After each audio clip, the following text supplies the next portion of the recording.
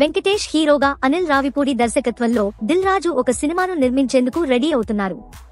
భారీ అంచనాల నడుమ రూపొందబోతున్న ఈ సినిమాను వచ్చే ఏడాది సంక్రాంతికి ప్రేక్షకుల ముందుకు తీసుకురాబోతున్నట్లుగా తెలుస్తోంది. ఈ సినిమా కథ గురించి ఆసక్తికర ప్రచారం జరుగుతోంది. కొన్నాళ్ల క్రితం చిరంజీవి కోసం అనిల్ రావిపూడి ఒక కథను రెడీ చేయడం జరిగింది. ఆ కథనే ఇప్పుడు వెంకీకి వినిపించి ఓకే చెప్పించాడు. చిన్న చిన్న మార్పులు చేసి వెంకీతో సినిమాను రూపొందిస్తున్నట్లుగా మీడియా సర్కిల్స్ లో ప్రచారం జరిగింది. కానీ ఆ వార్తలు నిజం కాదని విశ్వసనీయంగా సమాచారం అందుతోంది. చిరంజీవి కోసం అనిల్ రావిపూడి రెడీ చేసిన కథలో 2 హీరోయిన్స్ ఉంటారు. కానీ వెంకీ సినిమాలో మాత్రం ఒకే హీరోయిన్ నటించబోతుంది. చిరంజీవి కోసం అనిల్ రావిపూడి ఆ కథను అలాగే హోల్డ్ లో ఉంచాడు అని సమాచారం అందుతోంది.